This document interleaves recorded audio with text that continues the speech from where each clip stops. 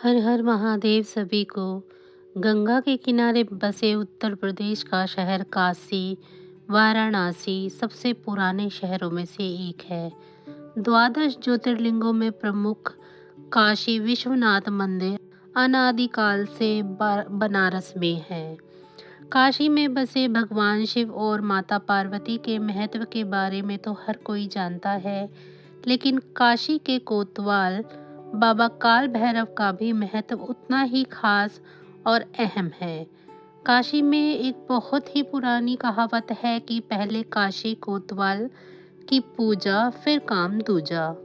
जी हाँ, धार्मिक मान्यता है कि इस शहर में कोई भी शुभ काम करने से पहले काशी कोतवाल यानी बाबा काल भैरव की पूजा की जाती है। इसीलिए तो प्रधानमंत्री नरेंद्र मोदी भी 13 दिसंबर 2021 को काशी विश्वनाथ कॉरिडोर का लोकार्पण से पहले काल भैरव की पूजा करने पहुंचे थे।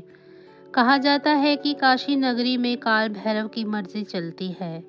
भगवान शिव की पूजा करने से भी पहले उनको यहाँ पूजा जाता है।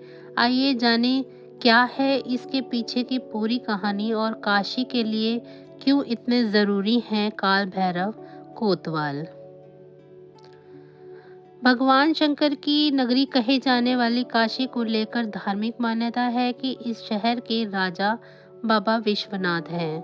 वहीं काशी का कोतवाल काल भैरव को कहा जाता है। मान्यता है कि इस शहर में भैरव बाबा की मर्जी के बिना कुछ भी नहीं होता है और पूरी नगरी की देखरेख उन्हीं के हाथों में है। काशी के रहने वाले लोगों का यह भी कहना है कि बाबा विश्वनाथ के मंदिर के पास एक कोतवाली भी है जिसकी रक्षा खुद काल भैरव बाबा करते हैं। इसका उल्लेख महाभारत और उपनिषद में भी किया गया है। आइए जाने कैसे बने भैरव बाबा काशी के कोतवाल। काशी के कोतवाल यानी काशी में स्थापित होने के पीछे एक पौराणिक कथा है। धार्मिक मान्यता के अनुसार कहा जाता है कि एक बार भगवान ब्रह्मा जी और विष्णु जी के बीच चर्चा छिड़ गई कि उन दोनों में से आखिर कौन बड़ा और शक्तिशाली है। इस विवाद के बीच भगवान शिव की चर्चा हुई। इसी चर्चा के दौरान ब्रह्मा जी के 5वें मुख ने भगवान शिव की आलोचना कर दी। यह सुनकर बाबा भोलेनाथ बहुत अधिक क्रोधित हो गए। कहा जाता है कि भगवान शिव के इसी गुस्से से काल भैरव का जन्म हुआ। यही वजह है कि काल भैरव को शिव का ही अंश माना जाता है। काल भैरव ने शिव की आलोचना करने वाले ब्रह्मा जी के 5वें मुख को अपने नाखूनों से काट दिया था। काल भैरव ने गुस्से में ब्रह्मा जी के 5वें मुख को काट दिया, लेकिन वो मुख काल भैरव के हाथों से अलग नहीं हो पा रहा था। इस वक्त वहां शिव जी प्रकट हुए। शिव ने काल भैरव से कहा, तुमने ये क्या किया? तुम्हें तो ब्रह्म हत्या का दोष लग गया है। इस दोष को मिटाने का एक ही तरीका है कि तुम एक आम आदमी की तरह तीनों लोगों का भ्रमण करो। जिस स्थान पर ये ब्रह्मा जी के ये 5वें मुख तुम्हारे हाथ से छूट जाएगा, वहीं पर तुम इस पाप से मुक्ति पाओगे। भगवान शिव का आदेश मिलते ही बाबा भैरव तीनों लोगों का भ्रमण करने के लिए पैदल यात्रा पर निकल पड़े। लेकिन जैसे ही वह अपनी पैदल यात्रा शुरू कर रहे थे तो शिवजी की प्रेरणा से वहां एक कन्या प्रकट हो गई। कहा जाता है कि ये एक बहुत ही तेजस्वी कन्या थी जो अपनी जीवा से कटोरे में रखे रक्त का पान कर रही थी। यह कन्या कोई आम कन्या नहीं बल्कि ब्रह्म हत्या थी। शिवजी ने इस कन्या को भैरव के पीछे छोड़ा था ताकि भैरव तीनों लोगों का भ्रमण करना ना छोड़े।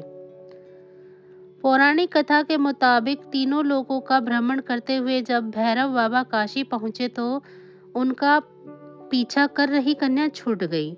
शिवजी की आज्ञा के मुताबिक काशी में इस कन्या का प्रवेश करना मना था। काशी में जैसे ही भैरव बाबा गंगा के तट पर पहुंचे तो यहाँ भैरव बाबा के हाथ से ब्रह्मा जी का शीश अलग हो गया। इसी के साथ भैरव बाबा को ब्रह्म हत्या के पाप से भी मुक्ति मिल गई। काल भैरव को पाप से मुक्ति मिलते ही भगवान शिव वहां प्रकट हुए और उन्होंने काल भैरव को वहीं रहकर तप करने का आदेश दिया। इसके बाद से कहा जाता है कि काल भैरव इस नगरी में बस गए। पौराणिक कथा के मुताबिक काशी में काल भैरव को तप करने का आदेश देते हुए बाबा विश्वनाथ ने काल भैरव को आशीर्वाद भी दिया था। भगवान शिव ने काल भैरव को आशीर्वाद दिया कि तुम इस नगरी के कोतवाल कहे जाओगे और युगों युगों तक तुम्हारी इसी रूप में पूजा की जाएगी। कहा जाता है कि शिव का आशीर्वाद पाकर काल भैरव काशी में ही बस गए और वे जिस स्थान पर रहते हैं वहीं काल भैरव का मंदिर स्थापित है।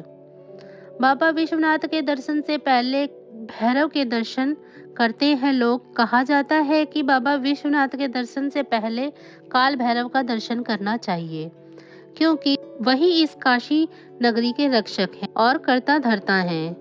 काल भैरव ही हैं जो लोगों को आशीर्वाद भी देते हैं और सजा भी। ऐसी मान्यता है कि काशी में काल भैरव की मर्जी के बिना यमराज भी किसी के प्राण नहीं ले जा सकता है। कहा जाता है कि काशी में जिसने काल भैरव के दर्शन नहीं किए उसको बाबा विश्वनाथ की पूजा का फल भी नहीं मिलता है। बता दें कि काशी विश्वनाथ का जिक्र महाभारत और उपनिषद में भी किया गया है। तो बस आज की जानकारी इतनी ही थी। फिर मिलेंगे हम आपको ऐसी ही किसी अन्य जानकारी के साथ। अगर आपको मेरी ये जानकारियाँ अच्छी लग रही हैं तो मेरी वीडियो को लाइक कर लें। मेरे चैनल को सब्सक्राइब नहीं किया है तो चैनल को सब्सक्राइब कर लें और कमेंट बॉक्स में हर हर महादेव ज़रूर लिखें और साथ ही साथ मुझे ये ज़रूर बताएं कि आपको मेरी ये जानकारियाँ कैसी लग रही हैं। तो अब मुझे दीजिए इजाज़त। आप सभी का बहुत बहुत धन्यवाद।